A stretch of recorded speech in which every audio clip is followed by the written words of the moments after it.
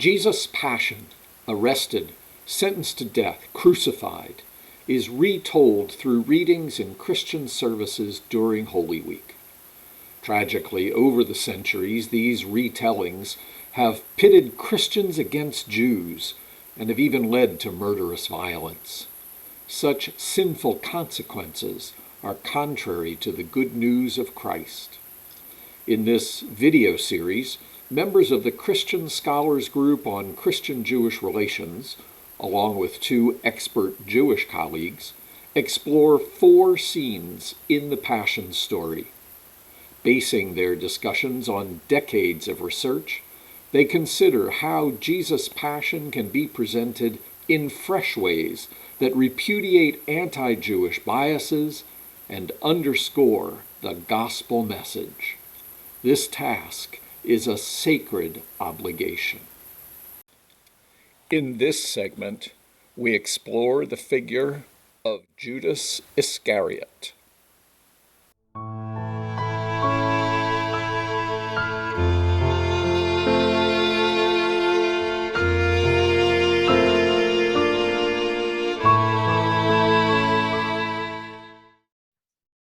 Hi, I'm Ruth Langer, a rabbi and professor of Jewish studies in the theology department at Boston College, a Jesuit and Catholic university.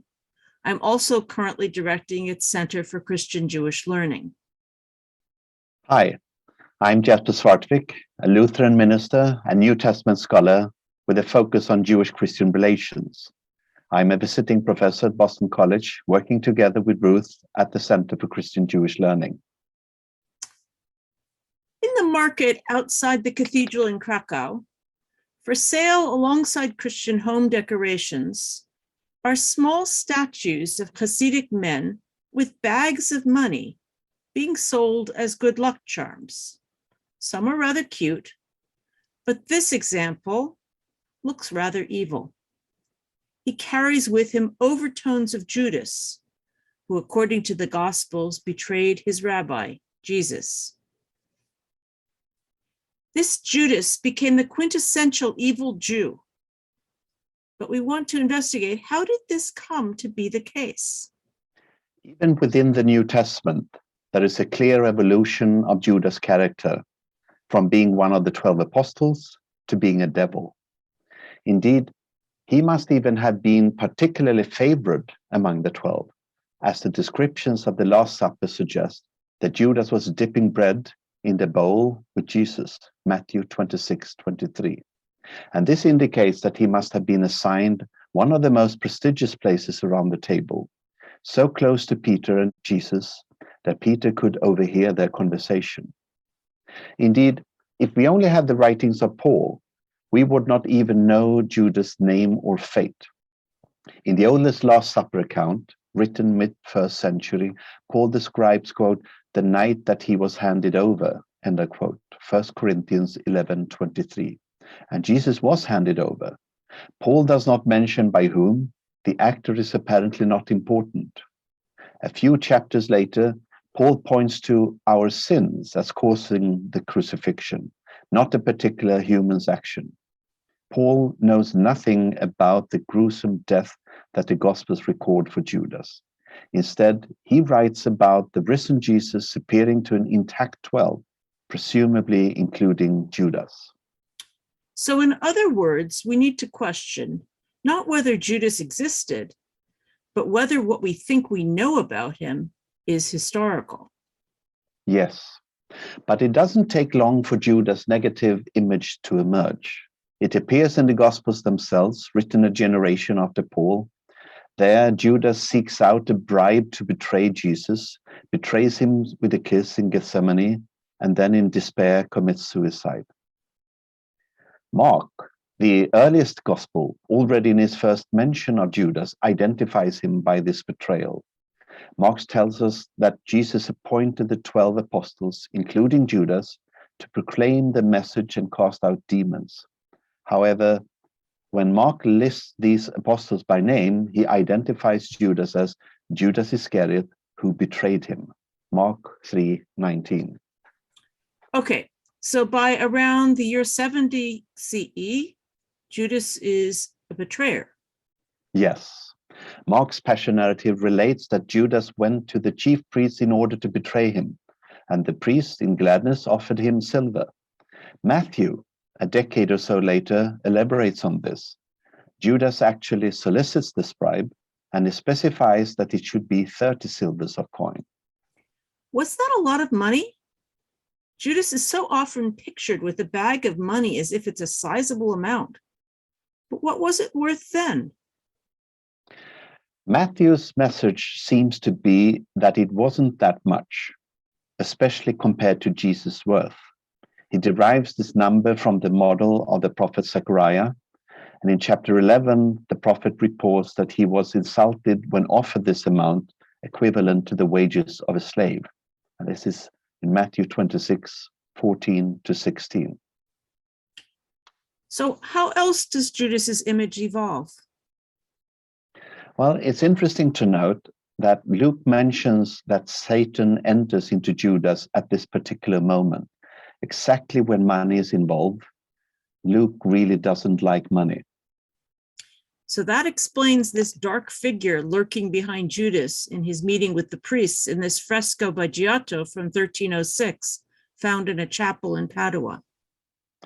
Yes, but the association with Satan and the negative portrayal of Judas goes even further.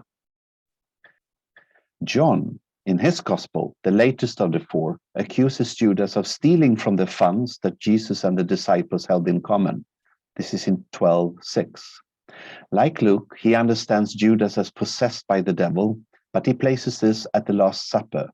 And he reports that before the supper, the devil had already put it into the heart of Judas, son of Simon Iscariot, to betray him. After receiving bread from Jesus, John reports that, quote, Satan entered into him, end of quote, 13:2 and 27. And elsewhere, John reports that Jesus identifies Judas as himself a devil, 6 verses 70, 71. So due to his betrayal of Jesus, Judas became a particularly evil figure in Christian imagination. But this isn't the end of his transformations yet. In the early 2nd century CE, the Judas figure was presented in an even more negative way. And one famous example is quoted from the 4th book of the Expositions of the Sayings of the Lord, written by Papias, who was a bishop in Hierapolis, today in Turkey. Papias builds not on Matthew's reports of Judas' suicide, but on the report in Acts 1 that Judas has bought a field with his money. Quote, falling there headlong, he burst open in the middle and all his bowels gushed out. End of quote. Papias elaborates graphically on this verse, using images associated in antiquity with greedy people. We don't have a picture to show you, so try to imagine what Papias describes. Quote, Judas was a terrible walking example of ungodliness in this world. His flesh so bloated that he was not able to pass through a place where a wagon passes easily, not even his bloated head by itself. For his eyelids, they say, were so swollen that he could not see the light at all, and his eyes could not be seen, even by a doctor using an optical instrument. So far had they sunk below the outer surface. After much agony and punishment, they say, he finally died in his own place, and because of the stench, the area is deserted and uninhabitable even now. In fact, to this day, one cannot pass that place without holding one's nose. So great was the discharge from his body, and so far did it spread over the ground. End of quote. Yuck. It's hard to imagine a more grotesque, despicable figure. But this still doesn't get us to the medieval images of Judas when he becomes the evil archetype of the Jew.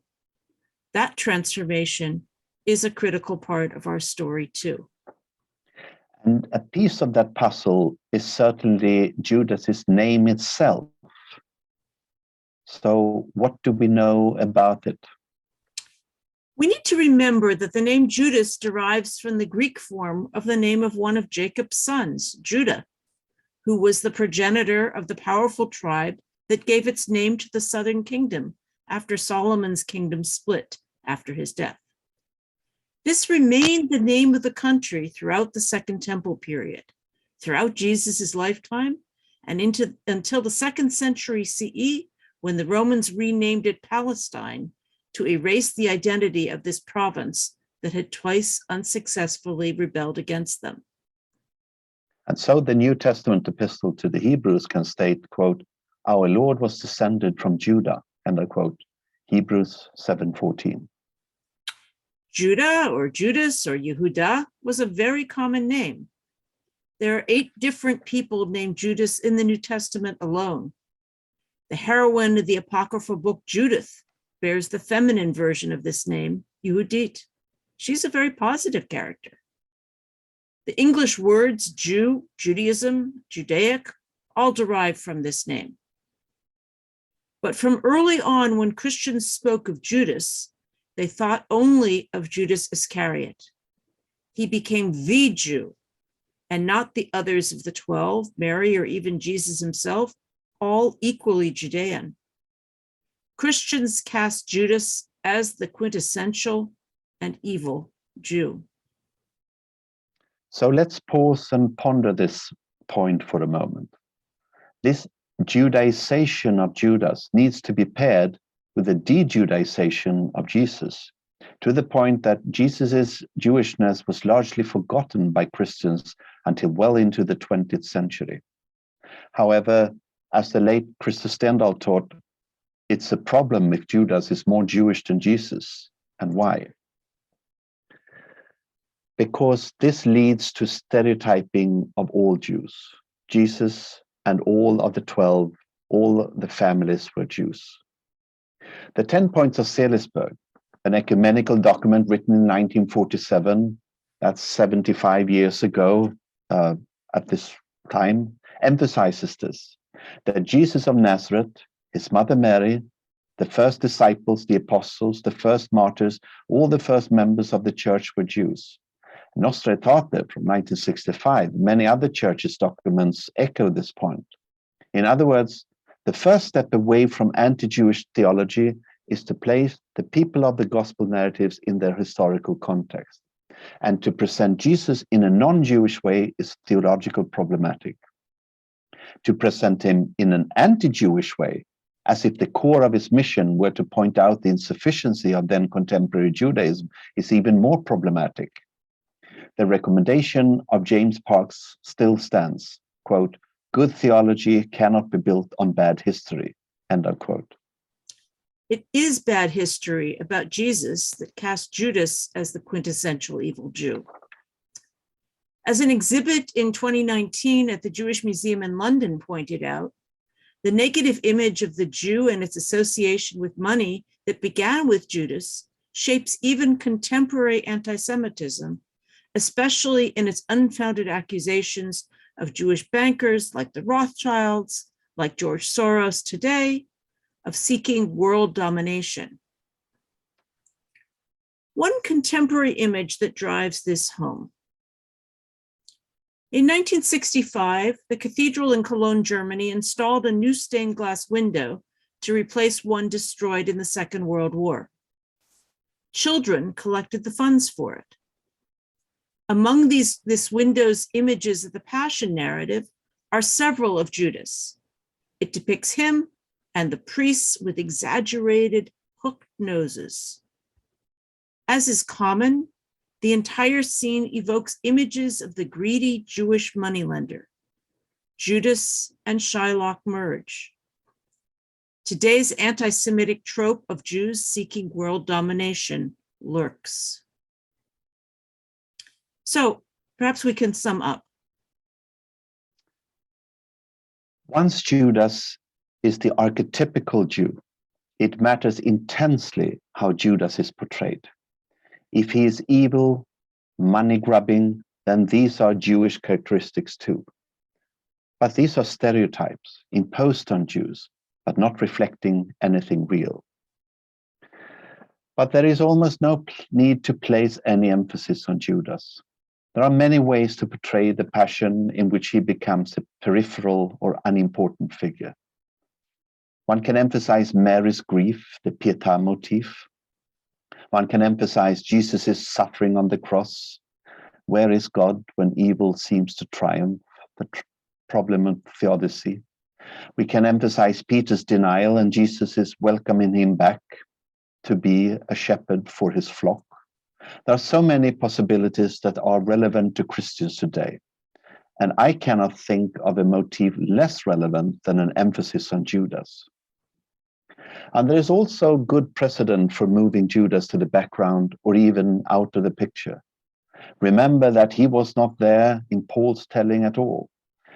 We can also ask, why should Judas's betrayal become a source of eternal blame while we forgive Peter's denial of Jesus? In the words of Edgar Lee Masters, how did you, Peter, the fisherman, worthy of blame, rise to this fame? That is the gospel. That is to evangelion. That's the good news. So thank you for joining us today. We want to leave you with 3 questions to ponder further. First, have you ever encountered conflations of Judas and other Jews? Second, how does Papias's gruesome description of Judas reflect another step in the evolution of Judas's image in the New Testament? And third, what happens to the passion narrative for you if you marginalize Judas's role in it? We'd love to hear your answers.